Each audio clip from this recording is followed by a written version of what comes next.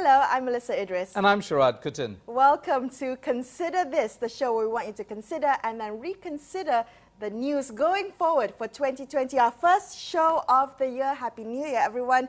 And to mark this occasion, we have joining us on the show our favorite colleague, Ibrahim Sani from Notepad with Ibrahim Sani. Welcome, Ibrahim. Hey, thanks for having us. Happy New Year. Yeah. Happy New Year to you. Happy New Year to you too. Yeah, Happy New Year. Yeah, you guys... Well, will it be a Happy New Year? Yes, this is what the subject of the show is all about. What are we looking forward to? What black swan events are we kind of anticipating that might actually change the fate of our nation? Well, you know, I thought we would start the show by looking globally, right? Because 2019 undoubtedly was the year of protests. You know, there's no exaggeration to say that protests swept every continent in 2019 because even Antarctica saw a demonstration. Yeah, it's bizarre. Long-term presidents have left office because of protests in Sudan, Algeria, Bolivia. There's been protests, violent unrest in Hong Kong, India, Iran. That's all continued well into the end of the year and likely to spill over into this year as well, guys. What do you make of the global protests? Because there seems to be an almost common thread running through all of them, and I wonder whether Malaysia has lessons to learn from that. Well, I mean, one of the things I think, Melissa, is the way in which governments have dealt with the protests. Look at the Hong Kong protests. Fatality is very low. I think just one person so far. Protests continue. India, in more recent times, already I think a dozen people have died. And the question of the collusion between right-wing agitators and the police, they're big on the fatality score. Iran, over 140 people killed in Iran in protests that have been really muted in terms of global coverage. The coverage that we don't normally listen to or hear of here in Malaysia is the protest that's happening in South America, Venezuela, Colombia, Chile, Brazil. Many of those protests are happening there. I can't speak of the number of fatalities, but we still see a lot of these protests having a general theme. And that general theme is economy. People are not able to feed themselves and feed their families. And in Hong Kong, it might be slightly different, but when we went there, when Astro AWANI went there in July last year, there was still a problem of people being unable to find jobs, cost of living going high. They have to import a lot of stuff from China, and China's holding them ransom for this, including agricultural products. You know, as simple as seaweed or cabbage. Prices have gone up tenfold over the past 2 years. That might be the backdrop to the Hong Kong protests, which are largely about reform.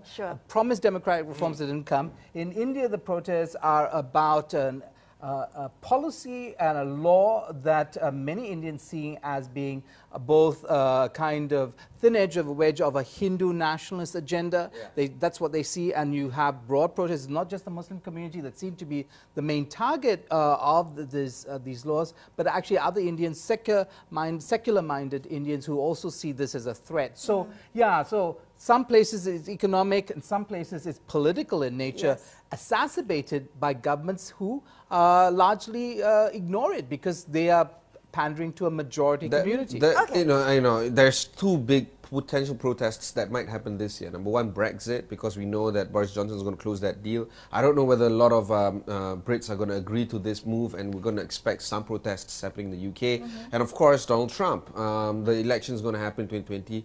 I suspect there's going to be at least sporadic protests that are going to take place in some key battleground areas. Well, especially under the cloud of impeachment. Well, definitely so. And, you know, against this global backdrop, I wonder where such a small country like Malaysia is going to position itself. I mean, if you take a look at some of the, APEC is coming up this year. It's going to be a big one. It's going to have we're going to have the spotlight shone on us this year. And what it will really reflect is how we are going to conduct ourselves on the world stage, what kind of diplomacy we want to foster with the countries of the world.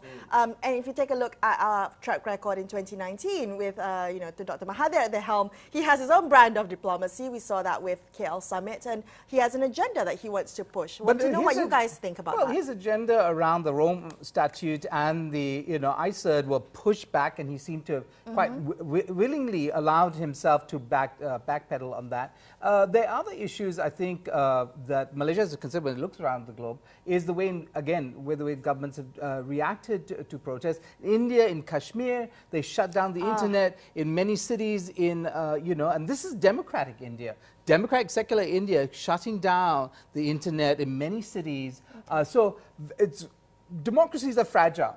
I mean, never mind China with the Uyghur problem, where democracy is non-existent in democratic countries. The democratic regimes are actually willing to shut down the internet in order to deal with protests. And that's why that whole segue of how we conduct ourselves on the international stage is extremely important. Yes. KL Summit, which is going to be renamed Perdana Dialogue this year onwards. Perdana Dialogue. Perdana Dialogue, no more KL Summit for this year moving forward. It's how we have consulted or coveted the relationships of three big countries that are not normally seen as friendly towards the OIC countries as well as the Western countries.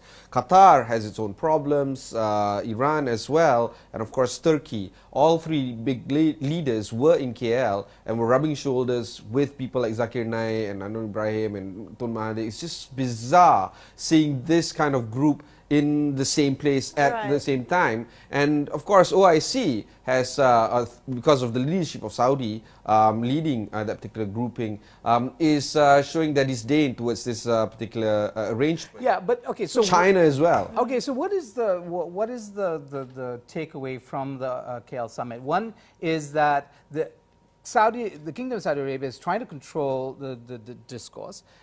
In this case, it's kind of failed, and it showed its displeasure both by putting pressure on Pakistan, though it's been denied. And so, there's that. But there's also this very interesting prospect of a Sunni-Shia dialogue, because what you do see in, at least with the inclusion of Iran, is this ability for us to get beyond the Sunni-Shia divide, which is part of the story, right? And what we need to consider is how badly the Shias of Malaysia are being treated. So we have a human rights problem when it comes to the local Shia community. And in fact, there were raids in 2019 on Iranians conducting private religious ceremonies. And that's not a good thing either. Yeah, so but Malaysia is now playing on the big stage. We never had a prime minister that was trying to insert ourselves as a nation in the political dialogue of these various big players. And before we started the show, use the word clumsy, right? I mean, we don't want to do something that is bad for us. You don't want to trip on the world stage, especially with the spotlight on you. But at least we are trying, right? I mean, that's the point. APEC is coming up. APEC is huge for us. So, I mean, what is it that we want to achieve by being the host of APEC? I don't know. Well, I mean, the interesting Malaysian dimension to it is that it seems that Mahathir has signaled that he will only step down after APEC. So that's something. Then it's a huge milestone for Malaysia. That would be another milestone is 2020, moving, right? When he first took power, it says 1 to 2 years, and then later on 2 years, and then later on in 20. Yes, milestones should not move; they should be stable. Goalposts, on the other hand, definitely shifting goalposts when it comes to succession in the Pakatan Harapan government. Yes. All right. After this, we're going to come back and take a look at the global economy and what that means for the local economy. Stay tuned to consider this.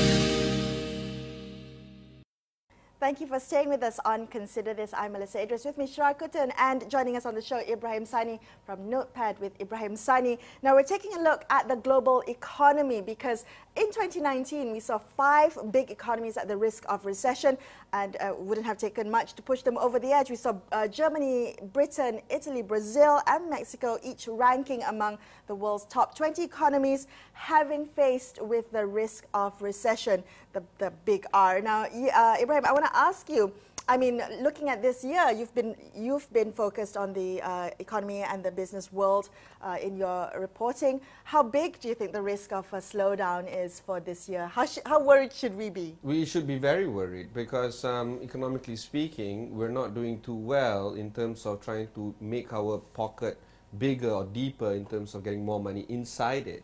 two big subsidies that are going to be talked about for this year is BSH, Bantuan Sara Hidup, and the removal of petrol subsidies. We have to continue paying RON 95. I don't know, you don't drive, Sharaad, but for the rest of Malaysians who do. A very small carbon footprint. So that's going to slowly eat up on our wallet. That's one. Number two, Bantuan Sara Hidup hits the B40 or helps the B40 the most.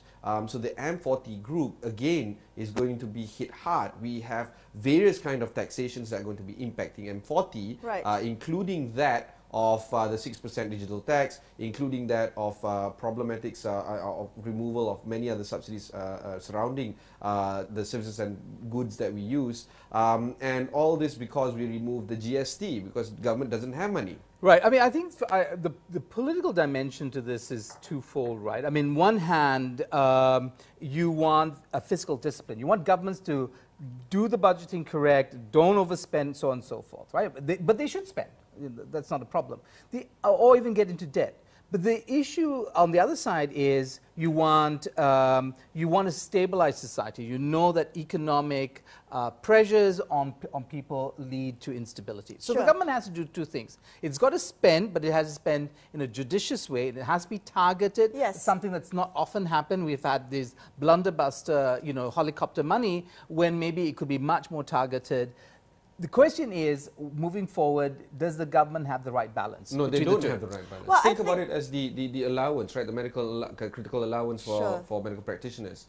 The cabinet agreed. There's a lot of people, a lot of ministers were in the same meeting that agreed that there will be removal of critical allowance for medical workers back in June or July. I don't remember the exact date. Now, some of the ministers, including Syed Saddiq, says, we wouldn't remove that critical allowance. This is symptomatic of this government. Well, I think I have to come back to Sharaad's point. I think you used the correct word to kind of hit the nail on the head. It's targeted, right? Social protection targeting.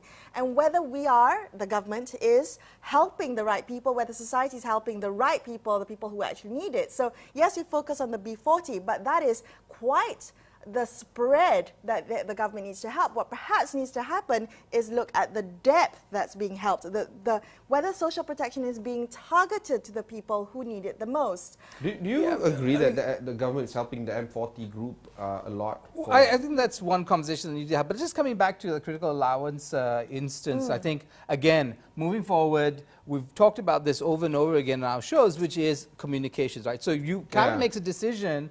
Do they then think, oh, what is the possibility of pushback on this particular initiative? And so let's preempt that by actually doing all the necessary communications to kind of ameliorate or mitigate whatever pushback there is. What happens instead is decisions are made, it comes out, there's the pushback, and then some ministers decide to grandstand on that and show themselves to be heroes, blah, blah, blah, and things that change not on the basis of evidence, not because of the superior argument, but basically on public sentiment. Right, now which is a dangerous thing. Right, now channeled through a politician. So this government's communication strategy, I don't know. We've talked about it endlessly over 2019. That's what it is. Let's hope 2020 is a better year for Pakatan in terms of communication. Do you think anyone is listening to the fact that there have been multiple calls for better communication, perhaps a dedicated spokesperson, better communication strategy, outwardly and also behind the scenes? Is anyone listening? No. This is the best part, right?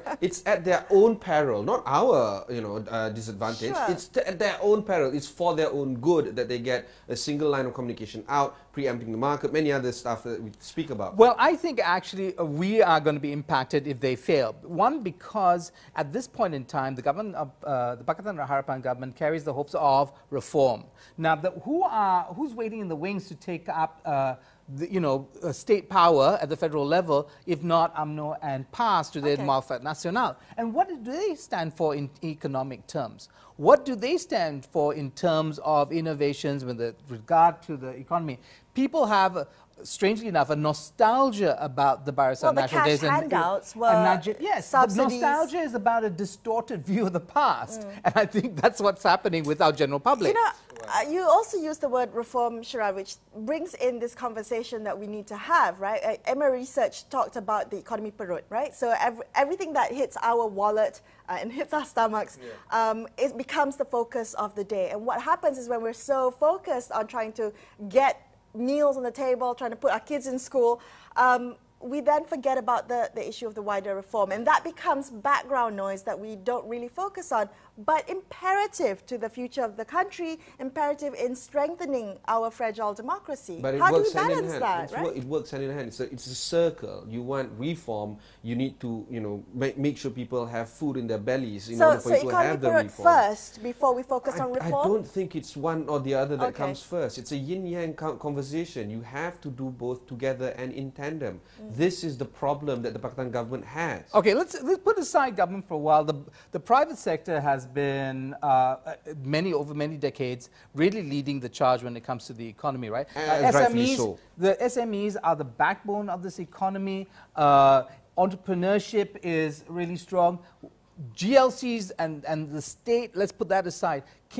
Are we looking at a vibrant private sector that actually is going to keep the country going despite what is not done or what is done by government? Yes, the ability for us to start a business in Malaysia is the easiest in the world. Imagine if I want to sell goreng pisang, I can do it so right now in front of Maybank. Right now, I would buy that. Right? I can't do goreng that. pisang. I can't do that in Singapore. I can't do that in Jakarta not because of the inability for me to do so, but because of security level. Multiple issues. Yeah, but Indonesia is a $1 trillion economy. People are going gaga over Indonesia. Yeah. Vietnam. Right? Has better educational scores, which also means that better educated workforce than Malaysia does at this point in time. We are the laggards. I mean, we're the hope, and now it seems that we've lost our mojo. Have we lost our mojo? Yes, we have lost our mojo. The question is, why did we lose our mojo? I think it's because the government is not being helpful towards the SMEs. 90% of Malaysian employers, or 95%, some estimates go up as high as that, are SMEs. These are employers, you know. I mean, GLCs, you speak of Petronas, all these PNB guys like, you know, Maybank, Khazanah, EPF, all these guys, they employ about 5 to 10% of the Malaysian workers. 90% of Malaysian employers are SMEs. What has the government done to help this particular group? You know, putting 30 ringgit in digital wallet and all that doesn't help the SMEs. We need to do more for the SMEs. Flying cars. Okay, we're going to come back and continue this conversation with a focus on the environment after this on Consider This. Stay tuned.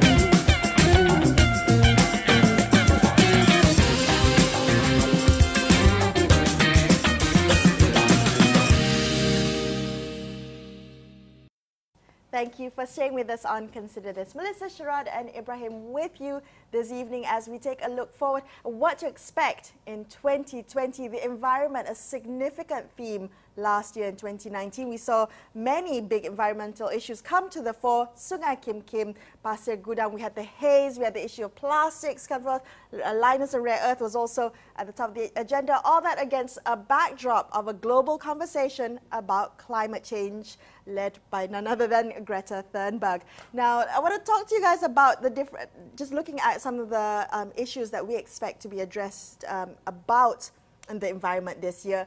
River pollution was one of them, and it's, you know, it's the lifeblood of the country, of all citizens, right? So 2 years ago, Ganges River and Yamuna rivers are granted the same legal rights as human beings. That means in India, that means, and Ganges River is an extremely spiritual river. And extraordinarily polluted. Extraordinarily polluted. 2 years ago, they were granted the same human rights as humans, right? So if you pollute the river, Ganges River and Yamuna River, it's as good as, like, you know, defacing a human being. 2 years down the road, 2 years down the road, it's still polluted. Yeah, because of course change and repairing something as complex as the ecosystem of the Ganges of the Yamuna rivers, perhaps not something you can turn around in a couple of years. But okay, let's put that aside. I mean, what I think is really missing in the conversation here, we talk about the problems, but there's also a lot of the innovation. You see that happening in Malaysia. We have imported to help clean up the Klang River, Boyan Slat, who has this machine. Interceptor. Yeah, the interceptor. Where are Astro only interviewed the guy, by the way. Our colleague Cynthia did that. Why are the young Malaysians who are working in engineering, working in all these fields, are they innovating? Are they thinking about solutions to clean up our beaches and so on and so forth? You see that all the time coming out in memes, right? Also, and I had a very fascinating conversation with architects and urban planners about the necessity to redesign our cities to make them more, reduce their carbon footprint. One of the biggest issues, we always talk about plastic straws. We don't talk about cement. Cement is extraordinarily bad for the environment. So when we use cement in our built environment, we are actually doing a lot of harm to it. So how do we do that? There's innovation in architecture and urban planning that we are not putting at the center of the way we're dealing with this. We're all fixated about plastic straws and single use, which we should be. We should stop using plastic straws. During the industrial age of UK, Europe, they were very polluted. We're talking about kids going up and down chimneys trying to clean up that particular area. And these days, Western European countries are so clean, so fantastic, right? The same thing is happening to China. China is about 2 centuries behind what the UK is going through. What I'm trying to say is, for development, you have to go through this pain. Well, no, I don't think so. And I think this is the thing. We can learn from history. One, two, the technology is available. 3, there is a global compact on dealing with precisely this, right? It's called shared but differentiated responsibility. The fact that Europe polluted the planet, and including themselves, for all those years, means they have a historical debt. And that debt is supposed to be paid through a fund that will help many third world countries leapfrog in terms of technology so that we don't have to go through their horrible experience. And China, interestingly enough, is a leader in terms of pushing these new eco-friendly technologies. I just watched a program on Chinese engineers thinking about cities and how Chinese cities can cope better with flooding, and so on and so on. So actually, we don't have to go through the past in order to get to the future. Well, I think one consideration that we're kind of missing here as well is the legislation, right? Whether we have the kind of protection that the law affords, the kind of protection to go after polluters, to go after people who pollute rivers of the country, and we're talking about businesses who just dump toxins into the rivers that we all come to depend on for our water source, right? I mean, the Environmental Quality Act 1974, I think, provides for a jail sentence, but how many people have actually been put into jail using this law? And I think we have to, this is where we kind of need to strengthen our laws when it comes to case. I mean, Linus Corporation in Pahang, that is a big problem that is still being unsolved. And, the MP of Kuantan, which is where, this whole problem is trying to get it done, but it doesn't seem to be very effective. Well, I think with Linus, we have a really curious situation, Ibrahim. I think the government of the day has backtracked on its own promises to shut it down, right? And the question is, I've never heard this happen before. Well, they say that all the safety features are all there, but when it comes to something like dealing with toxic waste, the principle is you deal with it where it is created. So if it's created in Australia, it's mine, then deal with the waste in Australia. Don't transport it across the world with the real prospect of things, ships sinking and toxins going into the ocean. All these things reduce the risk, treat it at source. But that is the general principle. We have now accepted as a fait accompli. I don't know why this government has backtracked on it. I don't think it's a good idea. It's not across the board, because UBN did ship back containers upon containers of trash, right? Back to wherever they came from, That's UK, true. I mean, let's give credit where credit is due. There are some things that have happened well in 2019. I think the campaign for to eliminate the consumption of single-use plastic, that was actually quite well adopted and implemented across the country, gaining positive response. There are issues to do with plastics that we still need to address in this country, to do with pollution of our rivers, and all that kind of boils down to the bigger conversation that we're having about the environment, whether there is actual political will for this. Again, a part of everything that we've talked about in the show, against the backdrop of a slowdown in the global economy, against, you know, tightening of wallets around the country everywhere, against the backdrop of, you know, kind of instability with the global situation at the moment. Do you shop with plastic bags or you bring your own bag? I bring my own tote I bag. do bring my own bag. What about your straws? Do you like have plastic straws? I deny myself. Really? Sometimes I forget. I have to say that's, you know, that comes with the mindset shift that we all have to do. It starts with this. But I like what you're doing, Ibrahim, because what you're doing is a solution-based conversation, right? Rather than getting overwhelmed with this, you know, that it's too big of a problem for one person to tackle. What you're doing is having a conversation about, here are some tangible things we can do as consumers. Like literally right now, we can start doing it. Small things that we can do as consumers and as the media. Keep that so how conversation big is going. environment going to be in 2020? What do you guys think? I suspect it will be more of a grassroots movement as opposed to anything happening at the UN level, the COP25 level, which ended with, you know, nothing but more than just a fizzle. Yeah. So I think that it's down to people like us to make a difference with our habits every day, you know, turning off the electricity. Exactly, there you go. That's the end of the show for tonight. Thank you so much for watching. I'm Melisa Idris, with me Sharaad Kuttan, and joining us Ibrahim And Happy New Year, by the way. Looking forward to a productive 2020. Thank you so much for joining us tonight. We will be back with you in another episode of Consider This. Thank you for watching and good night.